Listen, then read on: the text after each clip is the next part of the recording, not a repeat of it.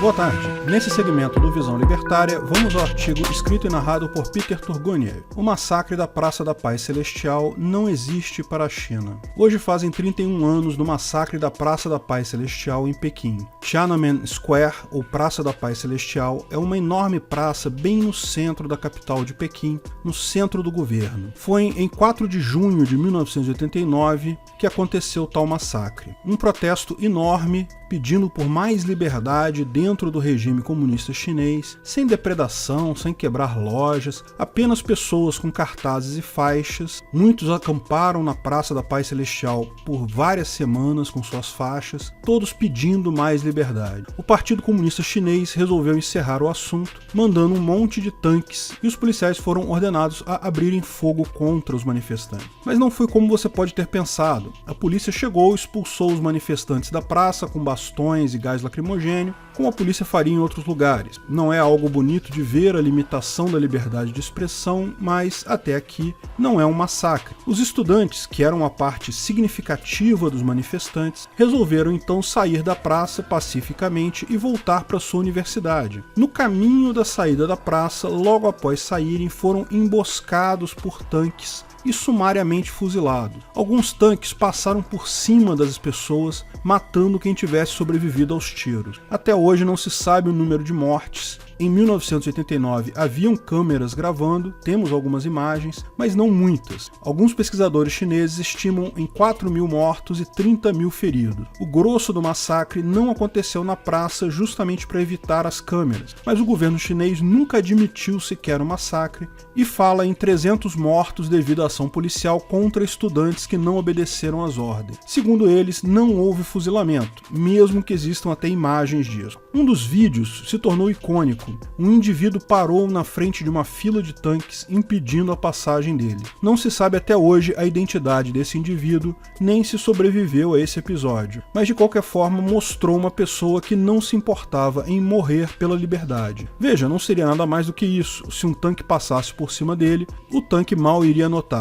Mas a postura desafiadora dele, não se sabe se falou alguma coisa ali na hora, segurou por vários minutos toda uma coluna de tanques. Uma das imagens mais fortes de indivíduo brigando contra o Estado que temos até hoje. O supremo líder do Partido Comunista Chinês era Deng Xiaoping e estava lidando com sua própria crise. Para entender esse evento, é preciso dar o contexto histórico em que aconteceu. Para isso, vamos voltar várias décadas. Como todos sabem, as ideias de Marx estavam em moda em todo o mundo no início do século XX. Todo mundo achava que haveria uma revolta do proletariado em algum momento e coisa e tal. Só que nunca aconteceu tal revolta. Então, alguns políticos começaram a entender que a ideia de implantar o comunismo à força seria razoável. O comunismo em si, conforme previsto por Marx, prescinde de governo, não precisa de governo, porque a ausência de diferenças geradas pelo materialismo histórico e na ausência da mais-valia, os trabalhadores compartilhariam os fatores de produção de forma espontânea. Esses políticos começaram a pensar, bem, se tomarmos o governo, expropriarmos todas as fábricas e terras, todos os fatores de produção acumulados pelo materialismo histórico,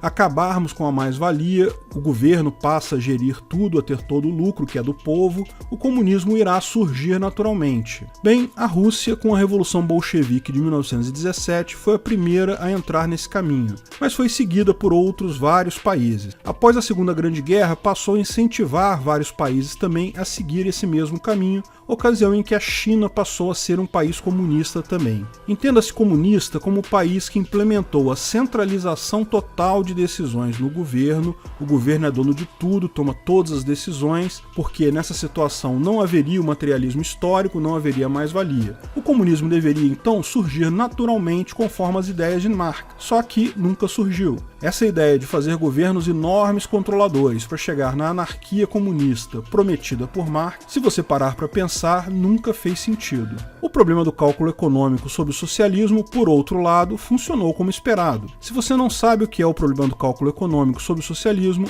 é um paper escrito por Mises em 1921, portanto no auge da empolgação com o comunismo na Europa. A Rússia ainda estava tudo bem, tudo funcionando bem. E o Mises previu que ia dar errado. Acertou não apenas que daria errado, como os motivos pelos quais daria errado. Tem um vídeo no canal em que esse ponto é explicado em detalhes. Veja o vídeo Por que o cálculo econômico é impossível no socialismo. Como explicado por Mises, no início o cálculo econômico poderia ser feito por inércia dos preços anteriores, o que garantiu algumas décadas de prosperidade nos países comunistas. Mas em torno dos anos 70, hoje já sabemos, os problemas já começaram a se acumular. Lógico, ninguém sabia de nada na época fora de lá, porque informações não saíam dos países comunistas, todos eles só mostravam propagandas de que estava tudo bem, tudo ia muito bem, mas já viam o problema adiante. Vamos ao caso da China. Após o fim da Segunda Guerra Mundial e da Guerra Civil Chinesa que sucedeu a essa, em 1949,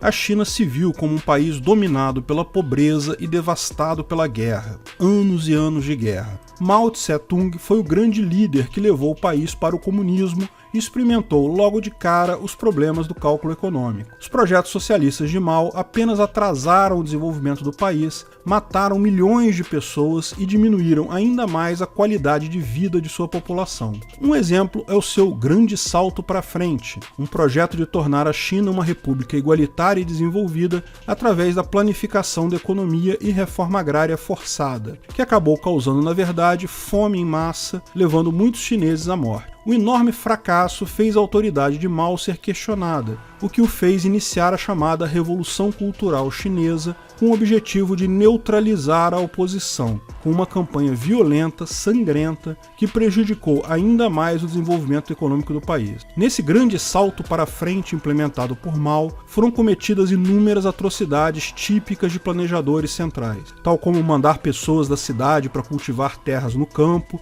escolher culturas inapropriadas, e, dentre muitos desses erros, destaca-se o problema dos pardais. Um dos objetivos do grande salto para frente era a eliminação das 4 pragas: ratos, moscas, mosquitos e pardais. A visão é que pardais comiam parte da colheita de grãos, portanto precisavam ser eliminados. E, de fato, a população de pardais diminuiu imensamente, foram quase dizimados totalmente. Diversos esforços foram feitos para isso, ninhos destruídos, pássaros mortos, das mais diversas formas. Mas, como bem colocou Hayek, o conhecimento está disperso na sociedade. Um grupo de pessoas, por mais inteligente e bem intencionado que seja, simplesmente não detém conhecimento para dirigir toda a sociedade. O que os burocratas chineses não sabiam é que o pardal come grãos sim, mas a maior parte da sua dieta são pequenos insetos como gafanhotos e lagartas, pragas muito piores para as plantações. Sem os pardais comendo os insetos, esses se multiplicaram imensamente, o que foi um dos fatores que levou à devastação completa de muitas plantações. Muitos chineses morreram de fome devido à falta de pardais no final das contas. O governo depois reconheceu o erro, depois de muitas mortes, e chegou a importar pardais da Rússia e de outros países. Como todos os países que tentaram a planificação econômica pelo governo, a China também falhou, e o resultado do grande salto para frente foi um enorme passo para trás. A elite chinesa, os membros do Partido Comunista Chinês, ficavam cada vez mais ricos, mas a população em si cada vez mais miserável e a economia totalmente destruída. O segredo da China continuar comunista até hoje, não ter colapsado totalmente como os demais países, está no governo de Deng Xiaoping. Xiaoping, que sucedeu a Mao, rompeu com o projeto da economia planificada deste e reformou a economia do país. Uma liberalização do setor privado, abertura econômica para o comércio exterior. Xiaoping percebeu os erros da centralização das decisões e optou então pela economia de mercado interna. Esse processo foi dividido em 2 fases. Primeiro, com a descoletivização da agricultura, abertura para investimento externo e permissão para empreendedores começarem seus negócios. Na segunda fase, ocorreu a privatização de grande parte da indústria estatal, a revogação da política de controle de preços, protecionismo e regulação. Com uma maior capacidade de realizar relações voluntárias e a possibilidade de investimento externo, os empreendedores chineses e investidores estrangeiros prontamente agarraram a oportunidade, colocando recursos produtivos no país, o que permitiu esse grande desenvolvimento no período. Quando era questionado se o país era comunista ou capitalista, Xiaoping dizia que isso não importava. Não importa se o gato é preto ou é branco, desde que casse rato. Deng Xiaoping tinha um grande aliado nessas reformas, Hu Yaobang, que era o chefe do Partido Comunista Chinês, porém era reformista, queria abrir totalmente a China, acabar com o resto de planificação econômica que tinha, abandonar o comunismo. A população adorava Hu Yaobang, principalmente os estudantes. Mas é lógico, isso gerou atritos com muita gente dentro do partido que queria se manter fiel ao ideal comunista. Pior, quando os demais países comunistas ao redor do mundo começaram a colapsar, justamente nas décadas de 1980 e 1990, pelos motivos apontados pelo Mises, a China ficou numa encruzilhada. De um lado, muita gente da população queria seguir o mesmo caminho da Rússia, do leste europeu, da Alemanha Oriental e simplesmente abandonar completamente o comunismo. Mas a China, devido às medidas de Xi Jinping, não estava tão mal economicamente quanto seus vizinhos. Então, os comunistas também forçaram uma retomada no caminho comunista. Tinha pressão para os dois lados. Lembre-se, em 1989 foi que ocorreu a queda do Muro de Berlim, o que acabou com qualquer ilusão de que o comunismo funcionasse. Mas você sabe, isso não basta para convencer comunistas. Vários países comunistas estavam enfrentando protestos e acabaram depois virando democracias capitalistas ou alguma coisa perto disso, né, seu Putin? Com a facção esquerdista forte ainda, Hu Yaobang foi expulso do partido em 1987 e morreu do coração em 1989, apenas algumas semanas antes desse protesto. Os protestos de fato começaram com o luto por Hu Yaobang e expandiram para o ideal da liberdade. Dá para ver que foi um ponto crucial. Por muito pouco, a China não foi no sentido da liberação econômica como os demais países comunistas. Curiosamente, justamente por suas reformas capitalistas, ela estava em melhor posição e os comunistas tiveram força. Triste para os manifestantes, triste para os estudantes, triste para a liberdade. Pressionado pelo partido e certamente por sua natureza sádica e maléfica, Deng Xiaoping comandou o massacre, quase que definindo o destino da China por muitos e muitos anos, até hoje. Um país com livre mercado, mas controle rígido do governo sobre o indivíduo. Nunca mais houveram protestos desse tamanho na China. Hoje, como todo dia 4 de junho, a Praça da Paz Celestial será totalmente fechada, impedindo qualquer tentativa de se refazer tal protesto. Ninguém pode sequer falar sobre isso na China. Após Deng Xiaoping deixar o poder, outros conservadores vieram depois dele e reverteram até algumas das medidas liberais dele, mas mantiveram o principal, a economia livre e a propriedade privada. O que a China se tornou hoje é algo conhecido, mas só tivemos a noção clara com os últimos acontecimentos. A China virou uma ditadura simples. Tem até alguma liberdade econômica, propriedade privada, algum capitalismo, mas nenhuma liberdade civil. Cidadãos não podem ir e vir, não podem se expressar, não podem sequer questionar as diretrizes do partido. Há quem diga que é um país forte, uma futura superpotência no mundo. Para mim, depois do massacre da Praça da Paz Celestial, depois dos últimos acontecimentos com esse vírus maluco que a inépcia do Partido Comunista Chinês fez contaminar o mundo inteiro, eu não acredito mais nisso. Parece mais um rato assustado. Esse ano, a China proibiu a comemoração ao massacre da Praça da Paz Celestial, que era tradição em Hong Kong,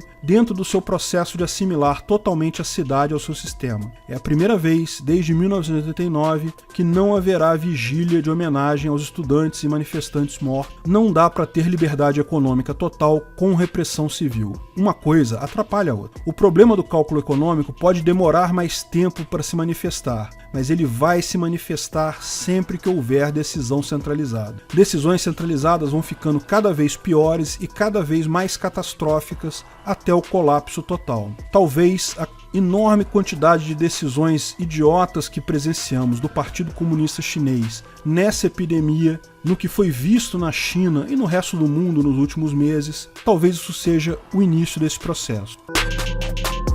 Obrigado pela audiência. Se você gostou do vídeo, curta e compartilhe em suas redes sociais. Aliás, não deixe de nos seguir também no Twitter e no Gabay. Em ambos, somos o @ancapsu. Estamos sempre divulgando novidades por lá também. Se inscreva e clique no sininho para ser avisado de novos vídeos. Até a próxima!